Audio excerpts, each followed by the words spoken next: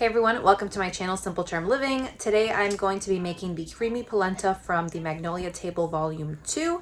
And I already have some French onion, what did I make? I made a French onion chuck roast.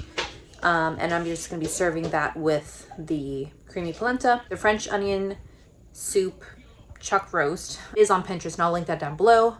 It was very tasty, very good. So I'm going to be adding that to the polenta tonight. Currently boiling, I have 4 cups of water and chicken broth, 2 cups, or actually it was 1.5 cups was of chicken broth, and the rest of it is water, but 4 cups total. Added some salt, gonna cover this up.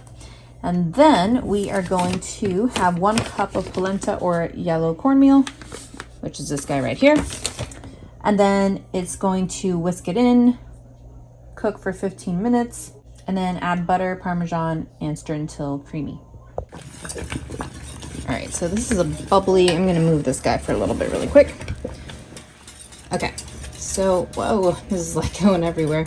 I have to whisk this constantly, 10 to 15 minutes on medium-low. It is kind of splashing everywhere, so I took it off the heat for just a moment, but I'll put it right back. But yeah, this is what this is gonna look like for another 9 minutes. Butter and the Parmesan has been added, so now I'm just stirring it around to make it nice and creamy. This is the consistency that I got when it is creamy and smooth. And I did add a little bit more salt because I felt like I needed just a bit more. And then I added a little bit of fresh cracked pepper in there just to kind of give it a little extra something. And then now I'm gonna plate it. All right, here is the final meal. So I did have potatoes in that French onion chuck roast that was going on. This is the chuck roast mixed with all the caramelized onions. They are refrigerated leftovers, so just heated those up. The broth kind of comes out nicely, which looks really good. And then there's the bed of polenta, and I'm so excited to try it. And just so you don't think that it's weird, this is the texture of polenta just in general. It comes more in like sections, so when you do that, just know that that is normal. You are not going crazy. That's just the way that the polenta is.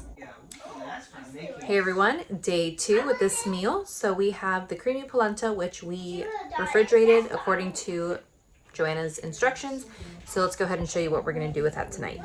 So we had previously placed it in here in this baking pan. It's a good thickness, probably about like 1 inch or so. So anyways, my husband had a bit here. So we have 4 left for tonight, 1 for each of us essentially, or like half for the girls. We'll see what they do. And then it says to heat up some oil on the skillet. So we're gonna go ahead and move these over. Oops. Just to kind of jazz it up a little bit, I did add in roasted garlic with rosemary. And so I mixed it into the mixture before refrigerating it. And then this is what it is here. These are leftovers again of the steak here, but it was just so good and we just had so much of it, so we had to use it up. But anyway, so this is what the polenta looks like when it is a polenta square, and it is cooked until golden brown on both sides. And we're gonna go ahead and serve it and see how it is. It gives it a completely different flavor, just because it is cooked in that butter. It gets golden brown, so it gives a nice little extra flavor to it that's very good.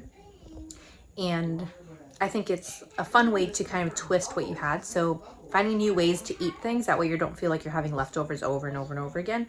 It kind of makes it a, I don't know, just kind of fun to say, all right, well, we're not going to have it as a cream base or like a, you know, like a porridge polenta kind of style.